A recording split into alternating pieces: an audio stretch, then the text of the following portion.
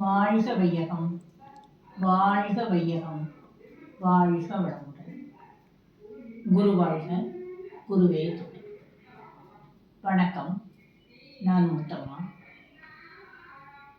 முத்துக்களஞ்சியத்துக்கு உங்கள் அனைவரையும் வரவேற்கிறேன்.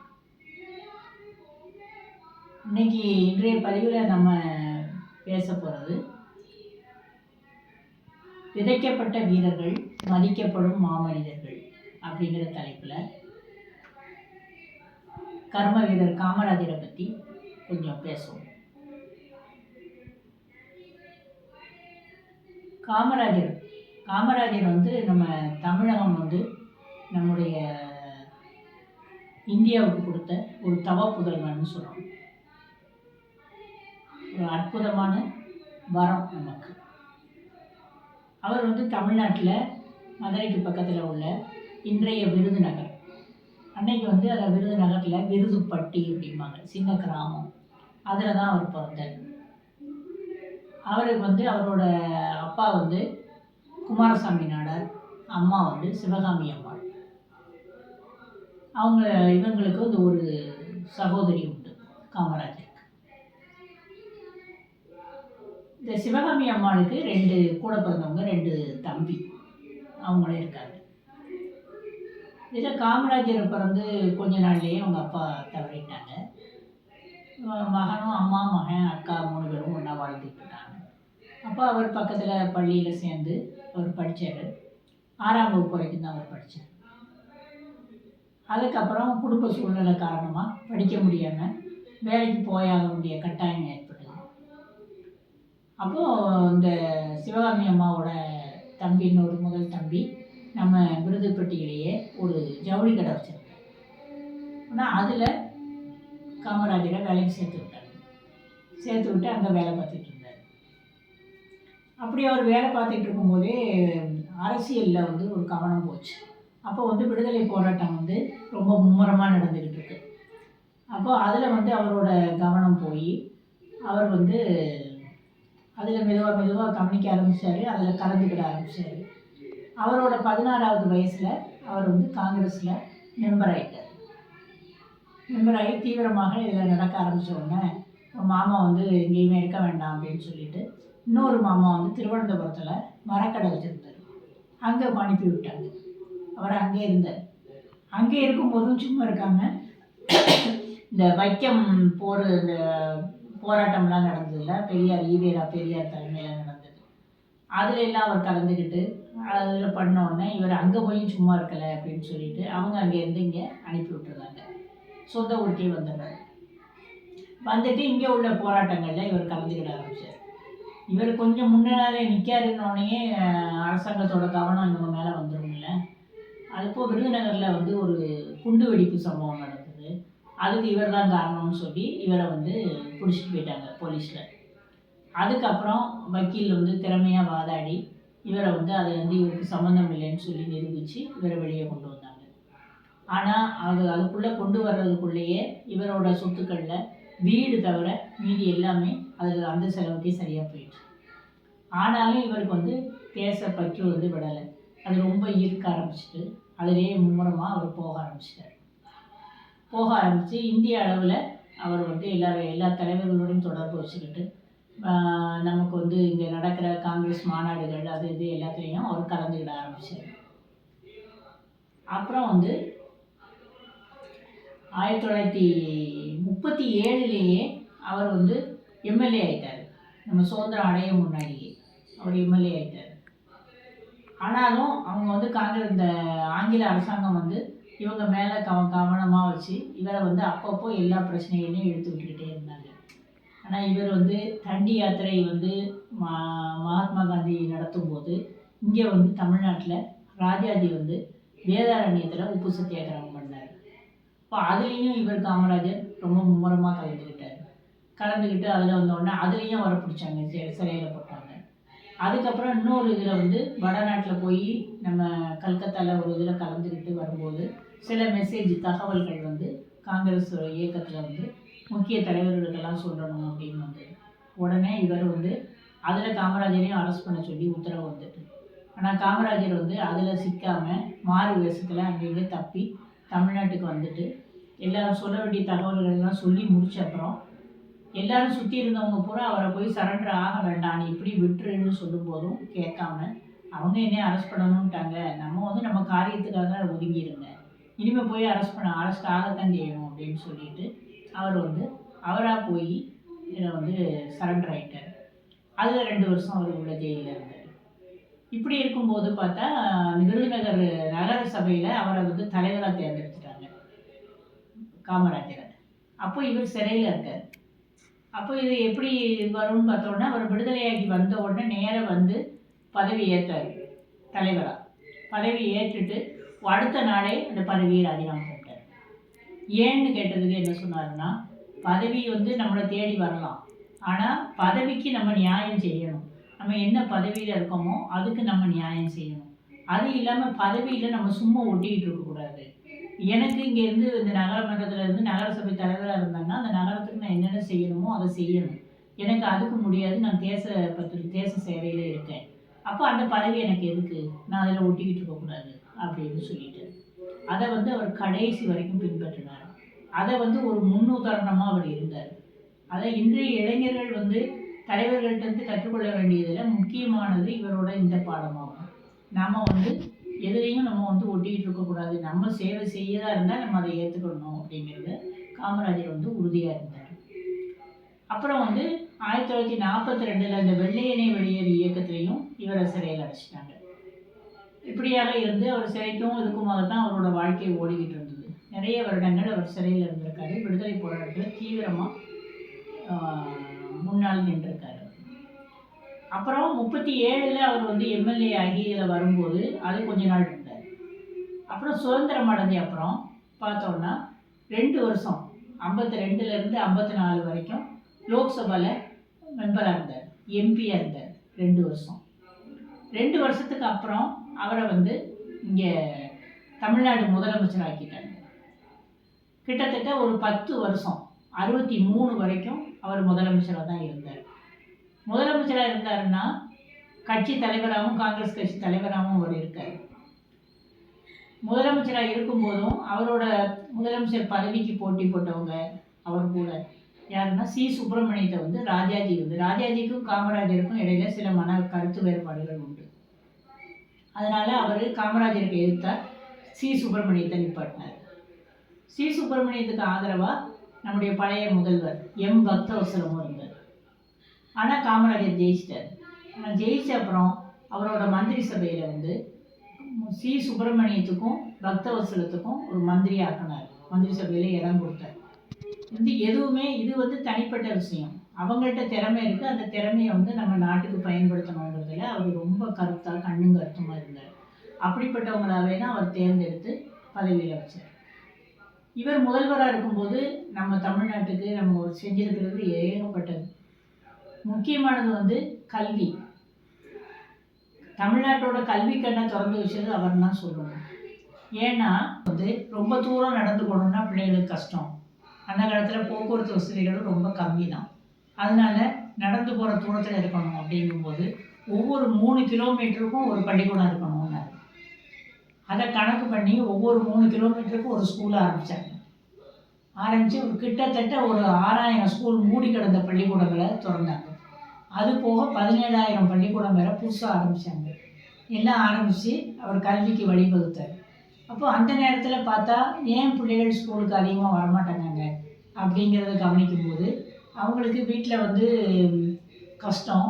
அப்போ வந்து சாப்பாட்டுக்கு அவங்க ஏதாவது ஒரு சின்ன சின்ன வேலைகள் பார்த்தா தான் அவங்களுக்கு சாப்பாடு கிடைக்குங்கிற நிலைமை அப்படின்னோடனே இவர் யோசிச்சுட்டு மதிய உணவு திட்டத்தை கொண்டார். படிக்கிற பிள்ளைகளுக்கு பள்ளிக்கூடத்தில் மதிய உணவு திட்டம், மதியம் சாப்பாடு போடுவோம் அப்படின்னு கொண்டு வந்தோடனே நிறைய மக்களுக்கு என்ன ஆகிட்டு, இந்த பிள்ளைகளோட சாப்பாட்டு பொறுப்பு அவங்களுக்கு பெற்றோர்களுக்கு இல்லை, மத்தியானம் வந்து ஸ்கூலில் சாப்பிட்ருவாங்க. அதனால் அவங்களே பிள்ளைகளை ஸ்கூலுக்கு அனுப்ப ஆரம்பித்தாங்க. ஏன்னா ஒரு பெரிய சுமை வந்து அவங்களுக்கு இறங்குது. அப்படி அனுப்ப ஆரம்பித்தாங்க. அப்படி ஆரம்பிக்கப்பட்டது தான் மதிய உணவு திட்டம்.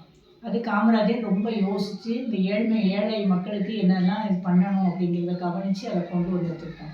அது வந்து இன்றைக்கி நம்ம தமிழ்நாட்டில் சத்துணவு திட்டம்னு சொல்லி மிகப்பெரிய அளவில் நிறைய முன்னேற்றங்களை இப்போ கொண்டு வந்து அடுத்தடுத்த அரசாங்கங்கள் கொண்டு வந்துட்டு ஆனால் ஆரம்பத்தில் விதை போட்டது காமராஜர் தான். இன்னைய வரைக்கும் உலக அளவில் எல்லா நாடுகள்லையும் செயல்படுற திட்டங்களில் முக்கியமானதாக அந்த மதிய உணவு திட்டத்தை தான் அவங்க பாராட்டுறாங்க. உலக அளவில் நம்முடைய காமராஜர் கொண்டு வந்த திட்டம் தான் மிகப்பெரிய பாராட்ட பெறுகிறது. அப்படி அவங்க மதிய உணவு திட்டத்தை கொண்டு வந்து குழந்தைகளுக்கு கொண்டு வந்தாங்க. அதுக்கப்புறம் அவர் அடுத்தால என்ன கவனிச்சாருன்னா, உயர்வு தாழ்வு மக்களுக்கு இடையில, மாணவர்களுக்கு இடையில பிரச்சனையாகுது அப்படின்னோடனே. ஏன்னா அவங்க போட்டிருக்க ட்ரெஸ்ஸு கொஞ்சம் வசதியானவங்க நல்ல ட்ரெஸ் போட்டு வருவாங்க, இல்லாதவங்க வேறு ட்ரெஸ் போடும்போது அதில் வித்தியாசம் தெரியுது அப்படின்னோடனே சீருடை திட்டத்தை கொண்டு வந்தார். யூனிஃபார்ம் வந்தது அவரோட ஆட்சி காலத்தில் தான். மாணவர்கள்லாம் ஒரே யூனிஃபார்ம் போடணும் அப்படின்னாரு. அப்படி வந்து இப்படியாக ஒவ்வொரு இதாக பார்த்து அவர் மக்களுக்கு, குழந்தைகளுக்கு கல்வியில் என்னென்ன செய்யணும், எப்படி முன்னேற, ஏன்னா இதுதான் பேசிக். இந்த அடிப்படையில் இருந்து தான் நம்ம நாடு முன்னேற முடியும் அப்படிங்கிறதுல அவர் ரொம்ப கவனமாக இருந்தார். அப்போ அந்த சொல்லிக் கொடுக்குற ஆசிரியர்கள் அவங்களுக்கும் ஏதாவது பலன் வேணும்ல. அப்படிங்கும்போது அவங்க சம்பளம் இருக்குது. அடுத்தால சம்பளத்துக்கு பிறகு ஓய்வூதிய திட்டம், பென்ஷன் ஸ்கீம் வந்து ஆசிரியர்களுக்கு கொண்டு வந்தது காமராஜர் தான். முதல்ல ஆரம்ப பள்ளிக்கூடத்து ஆசிரியர்களுக்கு கொண்டு வந்தார், பிறகு உயர்நிலை பள்ளியை கொண்டு வந்தார். இப்படி கொண்டு வந்துட்டு அதுக்கப்புறம் கல்லூரிகளுக்கும் கொடுத்தார். இப்படி ஆசிரியர்களுக்கான பென்ஷன் ஸ்கீம் கொண்டு வந்தது காமராஜர் தான். அதையும் கொண்டு வந்து அவர்களுக்கு ஒரு இதாக கொடுத்தார். இதன் மூலம் நம்ம நாட்டில் கல்வியில் வந்து அவர் ரொம்ப பரப்புனார். அதனாலேயே அவரை கல்வி தந்தைன்னு சொல்ல ஆரம்பித்தாங்க. ஆனால் அவரோட கவனம், நோக்கம் எல்லாமே எப்படி இருக்குன்னா, ஏழை எளிய மக்களுக்கு நம்ம எப்படி பண்ணலாம், அதை வந்து நம்ம எப்படி கொண்டு போகலாம் அப்படிங்கிறதுல தான் அவர் கவனம் இருந்தது. அப்போ அவர் வந்து உள்கட்டமைப்பு, நம்மளுடைய நாட்டோட அதாவது இப்போ என்ன சொல்கிறோன்னா, சபைகள் இருக்குது, நகர சபை இருக்குது, மாநகர சபை, பஞ்சாயத்து, இப்படி இருக்குது. இது எல்லாத்தையும் அந்த பஞ்சாயத்து ராஜ்னு ஆரம்பித்தது எல்லாமே காமராஜர் காலத்தில் தான் முதல்ல வந்தது. உள்கட்டமைப்பு புற வலுப்படுத்தினார். அதன் மூலமாக எல்லாம் பார்த்தார். அதுக்கப்புறம் விவசாயம் தான் நாட்டுக்கு முக்கியம், உணவு இல்லைன்னா ஒன்றும் இல்லை. அப்போ விவசாயத்தை முன்னிலைப்படுத்த என்ன செய்யணும் அப்படின்னு பார்க்கும்போது அதோட அடிப்படை வந்து தண்ணி. இப்போ நீர்வளம் வந்து அதுக்கு நம்ம முக்கியம் அப்படின்னு சொல்லி நீர்வளத்துக்கு என்னெல்லாம் செய்யணும் அப்படிங்கிறத அவர் பார்த்தார்.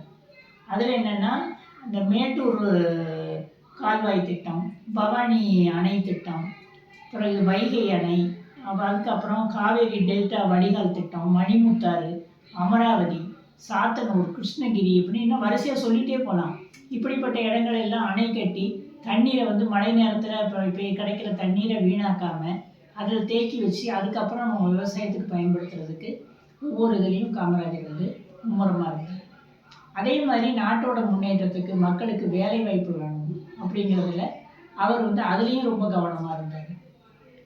நிறைய தொழிற்சாலைகள், ரயில் பெட்டி தொழிற்சாலை, அப்புறம் பெல்லு, திருச்சியில் பெல்லு, சேலத்தில் ஸ்டீல், இது எப்படி நிறைய திட்டங்கள் எல்லாமே நிறைய தொழிற்சாலைகள் கொண்டு வந்தார். அதில் மக்களுக்கு வந்து வேலை வாய்ப்புக்கு ஏற்பாடு பண்ணி கொடுத்தார். ஒவ்வொரு நிமிடமும் ஒவ்வொரு நொடியையும் அவரோட மக்களோட நலத்துக்காகத்தான் அவர் பயன்படுத்தினார்.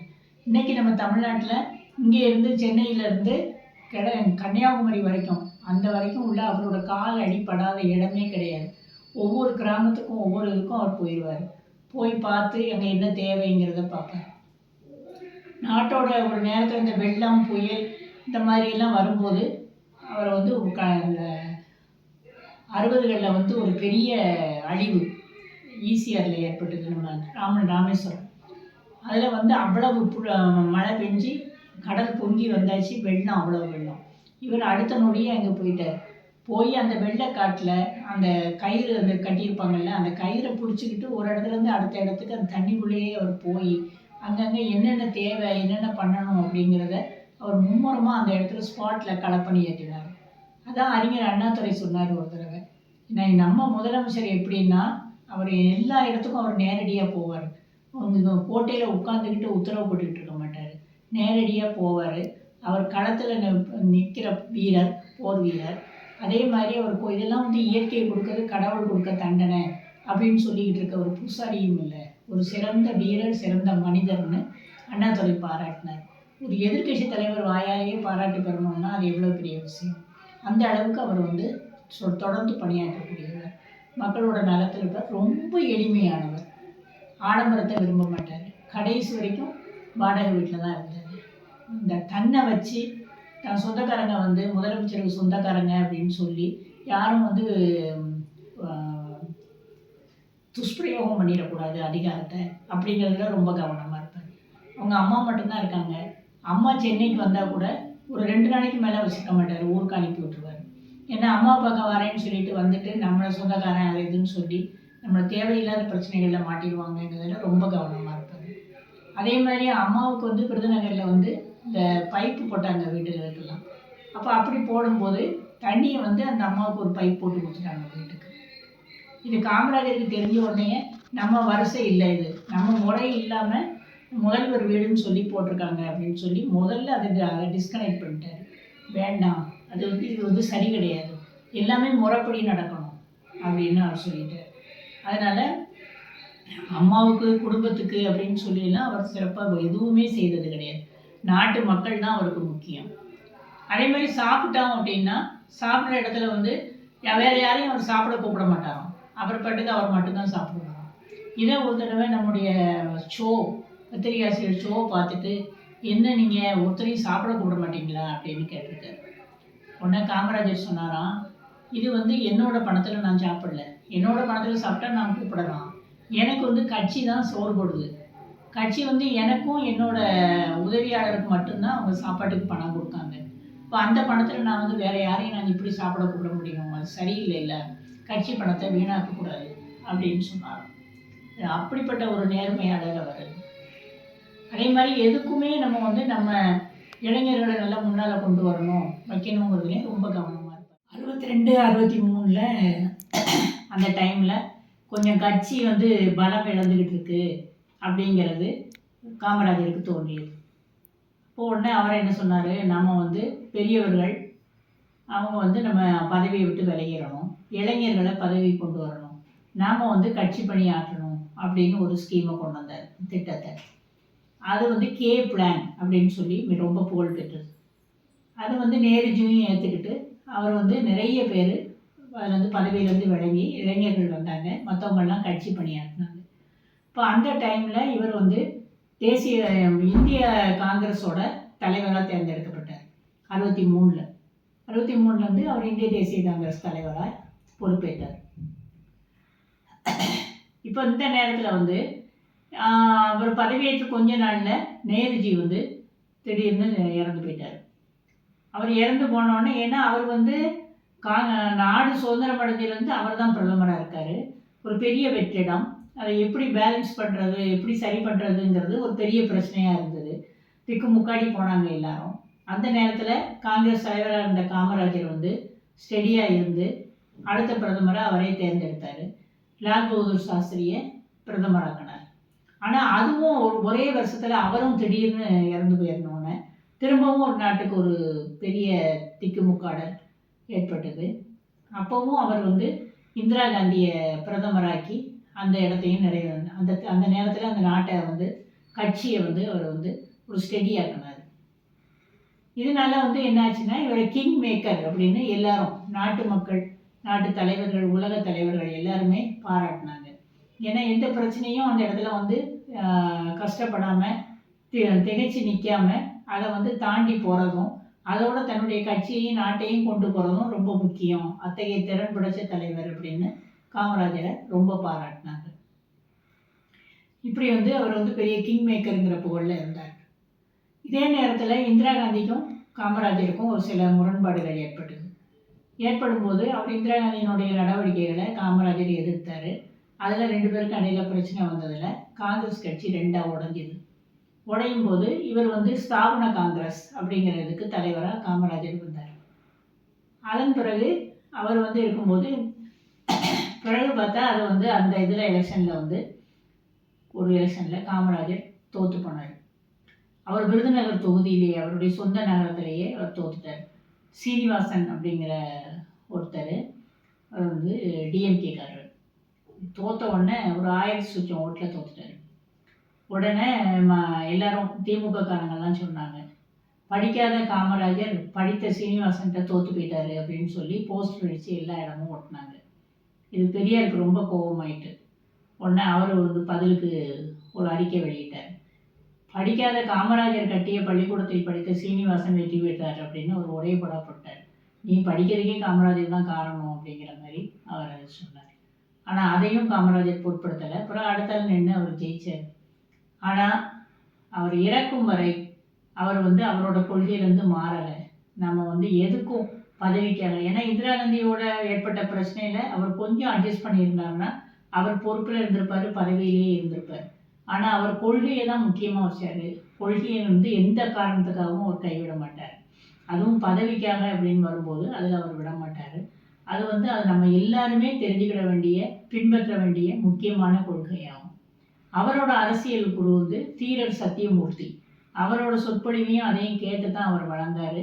அதனால் இந்தியா சுதந்திரம் அடைஞ்ச உடனே முதல்ல கொடியேற்றணும் அப்படிங்கும்போது இவர் போய் சத்தியமூர்த்தி வீட்டில் தான் கொடியேற்றினார், தேசிய கொடியேற்றினார். ஏன்னா அந்த அளவுக்கு அவர் குருபக்தி மிகுந்தவர். அவரை பின்பற்றி தான் அவர் வாழ்ந்துட்டு இருந்தார். கடைசியுமே அவர் கடைசி வரை வாடகை வீட்டில் தான் வாழ்ந்தார்.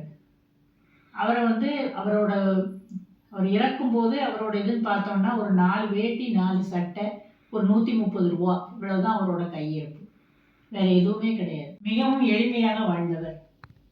அவரோட எளிமை, இனிமையான பழக்க வழக்கங்களாலே அவர் மிகவும் பிரபலமானவர். இவர் இந்திய அளவில் பிரபலமாகும் போது இவரை கருப்பு காந்தி அப்படின்னு சொன்னாங்க.